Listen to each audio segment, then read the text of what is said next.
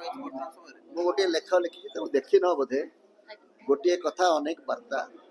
ଏତେ ଦଳ ଥାଉ ଥାଉ ଆଉ ଗୋଟିଏ ନୂଆ ଦଳ କଥା କାହିଁକି ଚିନ୍ତା କରାଯାଉଛି?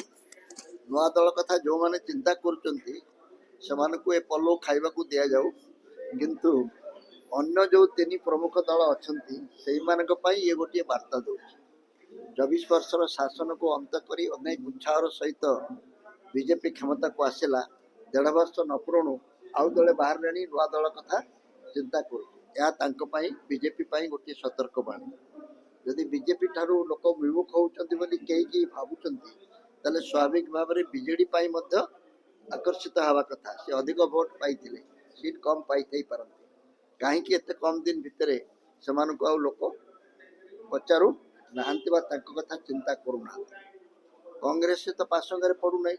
ତେଣୁ ତିନୋଟି ମୁଖ୍ୟ ଦଳ ବିଷୟରେ ଚିନ୍ତା ନ କରି ନୂଆ ଦଳ କଥା ଚିନ୍ତା କଲା ବେଳେ ତିନୋଟି ମୁଖ୍ୟ ଦଳ ପ୍ରଥମେ ଚିନ୍ତା କରିବା କଥା, ଆମର କ'ଣ ଏମିତି ଅସୁବିଧା ହେଇଛି ଯେ ଆମକୁ କାହିଁକି ଲୋକ ଚାହୁଁନାହାନ୍ତି। ସାର୍ ଆଉ ଗୋଟେ କଥା ଆପଣ କହିଲେ ଯେ କାଳିଆ ଯୋଜନା ଗଲା, ସୁଭଦ୍ରା ଗଲା, ବଳଭଦ୍ର ଆସୁଛି। ଏଇ ଯୋଜନା ନେଇ ଲୋକଙ୍କୁ କିଛି ଦେଇ ଭୋଟ କିଣିବା କଥା ଆଉ କ'ଣ? ଏଟା କ'ଣ ଅସୁବିଧା?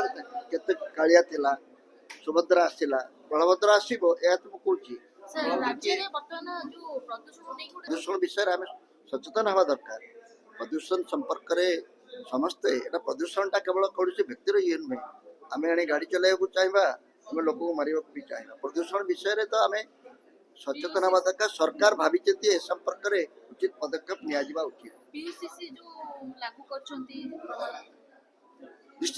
କୌଣସି ନିୟନ୍ତ୍ରଣ ତ ରହିବ, କିନ୍ତୁ ତାକୁ ଲାଗୁ କଲା ବେଳେ ଯଦି ଦୁର୍ନୀତି ରହିବ, ଲାଗୁ କଲା ବେଳେ ଯଦି ପ୍ରିୟାପୀତି ତୋଷଣ ରହିବ, ଏଇଟା ଯଦି ଗୋଟେ ଫାର୍ସ ହେଇଯିବ, ତାହେଲେ ତାକୁ ଲୋକ ଗ୍ରହଣ କରିବେନି। ସତର୍କତା ଅବଲମ୍ବନ କରିବା ଉଚିତ। ବଳବତ୍ତରଟା ତୁମେ ବୁଝିପାରିଲ ନାହିଁ। ପ୍ରତ୍ୟେକ ସରକାରର କାମ ହେଲା ଲୋକଙ୍କୁ କିଛି ଭିକ୍ଷା ଦେଇ ଭୋଟ କିଣିବା। ଏଇ ଯୋଉ ଇଲେକ୍ସନ ପୂର୍ବରୁ ମହିଳାମାନଙ୍କୁ 10,000 ଟଙ୍କା ଦିଆଗଲା, ଏଟା କ'ଣ?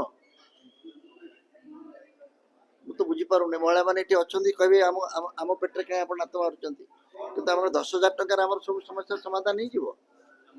ତେଣୁ ଏଇ ଯୋଜନା କରାଯାଉ, ସମସ୍ତେ 10,000 ଯୋଜନା ମାଧ୍ୟମରେ ପାଇବେ। ଆମେ ଡାଇରେକ୍ଟଲି ଦଉଛୁ, ଇଲେକ୍ସନ ପୂର୍ବରୁ ଦେବା ମାନେଟା କ'ଣ? ମୁଁ କିଛି ବୁଝିପାରୁନି।